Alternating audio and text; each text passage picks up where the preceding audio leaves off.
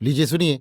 आचार्य चतुर्सेन शास्त्री के लिखे उपन्यास गोली के 37वें भाग गोद नशीनी को मेरी यानी समीर गोस्वामी की आवाज में। बंदर राजा की बात आप तो भूले न होंगे।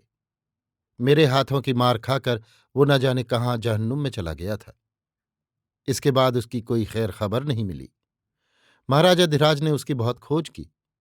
बहुधा वो मुझसे उसकी चर्चा करते थे। मैंने उसे पीटा था। ये बात यद्यपि उन्हें अच्छी नहीं लगी थी, पर इस संबंध में उन्होंने मुझसे कुछ भी नहीं कहा। इस प्रकार उसका मेरे घर में घुसना और दुस्साहस करना स्वयं हिज हाइनेस को भी बुरा लगा था। उन्होंने यद्यपि उसे कैद कर रखा था, पर बड़े भाई की भांति ही मानते थे। ये बात तो मैं भी जानती थी। इसी से मैं अपनी ओर से उनके सम्मुख ये प्रसंग छेड़ती ही न थी।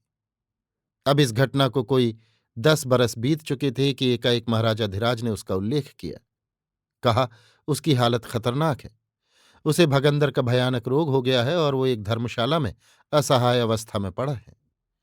महाराज उसे महलों में लाकर रखना और उसका इलाज कराना चाहते हैं। ये इच्छा भी मुझ पर प्रकट कर दी। बीती बात मैं भूल चुकी थी।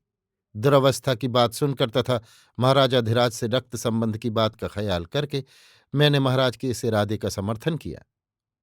मेरा समर्थन पाकर वो खुश हो गए और वो बदनसीब राजा फिर महलों में आ गया। उसकी चिकित्सा के लिए दिल्ली से एक प्रसिद्ध वैद्य बुलाया गया। 2 खिदमतगार उसकी सेवा को रख दिए गए और इस बार उसकी राजअतिथि के समान खातिर तवाज़ा तथा खुशामद होने लगी। इन सब बातों को और इन बातों के भेद को मैं नहीं जानती थी। केवल महाराजा धीराज की सुजनता ही समझती थी। परंतु यहां तो एक विचित्र ही खेल खेला जा रहा था, जिसका पता मुझे बाद में लगा। अकस्मात ही एक दिन महाराजा धीराज ने कहा, वो बंदर राजा मेरे बड़े लड़के को गोद लेना चाहता है। उसका अभिप्राय मैं नहीं समझी। महाराज से मैंने पूछा, किस लिए? इसलिए कि उस ठिकाने पर उसके बाद तुम्हारे लड़के का अधिकार हो जाए, मैं उसे राजा देख सकूं। परंतु ये कैसे हो सकता है? प्रथम तो मेरे पुत्र को गोद लेने की बात ही में कोई तुक नहीं है। हम लोग गोली गुलाम हैं, राजा बन नहीं सकते। दूसरे, इस राजा का ठिकाने पर अधिकार ही नहीं है। अधिकार रानी साहिबा का है। तीसरे, राजा के पिता ने राज में पक्की लिखा पढ़ी कराकर ही उसे राज से बरतरफ कर दिया है। मेरी बात सुनकर महाराजा धीराज हंसने लगे। बड़ी विचित्र सी, ठंडी सी, कड़वी सी थी वो हंसी। कभी भी महाराज को मैंने वैसी हंसी हंसते देखा नहीं था। मैं महाराजा धीराज की वो मुद्रा देख ठगी सी रह गई। महाराज ने मुझे समझाते हुए कहा, ये ठीक है कि बाबा ने दादा को ठिकाने के अधिकार से वंचित कर दिया था, परंतु दादा ही को तो किया था, परंतु उनके पुत्र को तो नहीं किया। उनके पुत्र को? मैंने अचकचाकर कहा, उनका पुत्र कौन है? क्यों, तुम्हारा लड़का? वाह, ये भी कोई बात है। क्यों नहीं है? गोद लेने पर वो उनका पुत्र हो गया या नहीं? क्षण भर मैंने हिजाई ने इसके मुंह की ओर देखा, फिर कहा, खैर, ऐसा हुआ भी तो उनके जीते जी तो ऐसा नहीं हो सकता। फिर अभी तो रानी साहिबा जीवित हैं, जो इस समय ठिकाने की मालिक हैं। वे बीमार हैं और दिल्ली के अस्पताल में उनका इलाज हो रहा है। क्या बीमारी है उनको? कैंसर हो गया है। भय की एक सिहरन मेरे शरीर में दौड़ गई। मेरे मुंह से निकला, कैंसर? तुम जानती हो, इस मूजी रोग के चंगुल में जो फंस गया उसका बचना संभव नहीं है। मैं जानती हूं। यही बात तो भगंदर के संबंध में भी कही जाती है। फिर दादा की हालत सर्वथा निराशापूर्ण है। उनका रोग अब अच्छा नहीं हो सकता। क्या वे इस बात को जानते हैं? नहीं, वे तो आराम होने की आशा लगाए बैठे हैं। वैद्यराज ने भी उन्हें आशा बंधाई है। ये बात कहते कहते महाराजा धीराज के मुंह पर वैसी ही ठंडी और अशुभ मुस्कुराहट फूट पड़ी।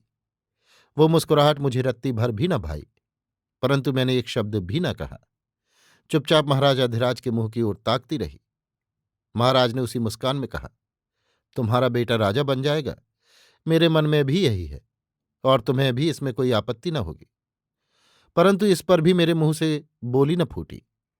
किसी अज्ञात भय की एक सिहरन सी मेरे शरीर में फैल गई। महाराज ने कहा, सब व्यवस्था ठीक है। दीवान और एजीजी की खानापूरी तो करनी ही पड़ेगी। इसके अतिरिक्त मैं खुल्लम खुल्ला इस मामले में आना नहीं चाहता। भाईबंदी का मामला ठहरा, परंतु इंतजाम मेरा पक्का है। कैसा इंतजाम? मैंने सहम कर पूछा। बस, पहले माँ पीछे बेटा। क्या मतलब? वैद्यराज से मामला तय हो गया है। बहुत होशियार आदमी है। उसने दादा को विश्वास दिलाया है कि वे जरूर अच्छे हो जाएंगे। तुम्हारे लड़के को गोद लेने का प्रस्ताव भी उन्होंने सुझाया है। उन्होंने कह दिया है कि इससे महाराजाधिराज प्रसन्न होकर इलाज जारी रखेंगे, खातिरदारी भी करेंगे। आराम होने पर वे ठिकाने के मालिक हो जाएंगे। लेकिन आपका इंतजाम? कहा तो, पहले मां पीछे बेटा। पर मैं तो समझी नहीं इसका मतलब। सीधी बात है, पहले मां खत्म होनी चाहिए, जिससे अधिकार सीधा बेटे को जाए।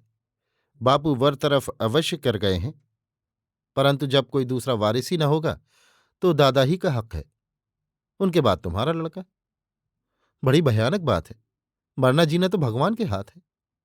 होगा, पर ऐसे मौकों पर दूसरे लोगों को भी भगवान का काम करना पड़ता है। तो मेरा हलक सूख गया, परंतु मैं कुछ कुछ समझ गई।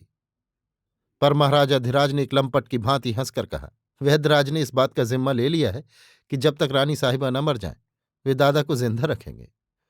रानी साहिबा के मरते ही दादा भी खत्म, फिर ठिकाने पर तुम्हारे लड़के का दखल।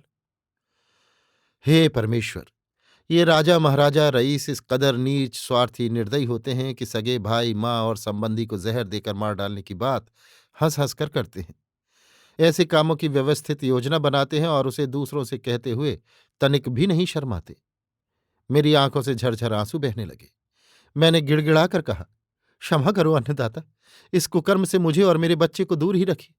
मैं गोली हूं, गुलाम हूं, मेरा बच्चा भी गुलाम रहे, कुछ हर्ज नहीं, पर ऐसी बातें मुझसे न कहिए। महाराजाधिराज पर मेरी बातों का कुछ असर न हुआ। उन्होंने कहा, तू बेवकूफ है, सब बातें नहीं समझती। ये रियासती मामले हैं, तू देखती रह क्या क्या गुल खिलते हैं। दिल्ली मेरा आदमी जा चुका है, रानी जी वहां से जिंदा लौटेंगी नहीं। महाराजाधिराज ने और बातें नहीं कहीं। मेरा रोना धोना उन्हें भाया नहीं। उनकी योजना चलती ही रही। अपने बच्चे के अनिष्ट की आशंका से मैं रह रहकर कांप उठती। बंदर राजा की खूब आवभगत हो रही थी। चार चार खिदमतगार उनकी सेवा में लगे थे। वैद्यराज खूब माल मलीदे उड़ा रहे थे। उधर रियासत में मेरे लड़के की गोदनशीनी की धूम मच रही थी। इन दिनों मेरा लड़का मेयो कॉलेज अजमेर में पढ़ रहा था। मैं चाहती थी कि इस पाप कर्म से मैं अलग ही रहूं तो अच्छा, पर मेरा तो कुछ अधिकार ही न था। मैंने किसुन से सब बातें कहीं और वासुदेव महाराज से भी सलाह लेने को कहा। इस पर और एक दूसरे भेद का भंडाफोड़ हुआ। ज्ञात हुआ कि दादा के बाद ठिकाने पर उनकी लड़की दामाद दावेदार हुए हैं, जिनसे अन्नदाता नाराज हैं और केवल उन्हें नीचा दिखाने ही को ये सब प्रबंध प्रारंभ हुआ है। ये भी हो सकता था कि मेरे बेटे के प्रति महाराजाधिराज का कुछ मोह हो, परंतु मैं तो किसी भी हालत में ये सब कुकर्म पसंद नहीं करती थी। पर मेरी पूछता कौन था? रियासत में महाराजाधिराज की इच्छा के विपरीत मैं कर ही क्या सकती थी। ठीक मुहूर्त शुभ घड़ी दिखाकर गोदनशीनी का जलसा धूमधाम से हो गया। बंदर राजा को सजा धजा कर सोने की कुर्सी पर बैठाया गया। सोने के हुक्के पर तंबाकू पिलाया गया। रियासत के सभी जागीरदार और रईस उमरा आए। दावतें हुई, जश्न हुए। लीजिए साहब, मेरा बेटा अब राजा का उत्तराधिकारी बन गया। पक्की लिखा पढ़ी हो गई।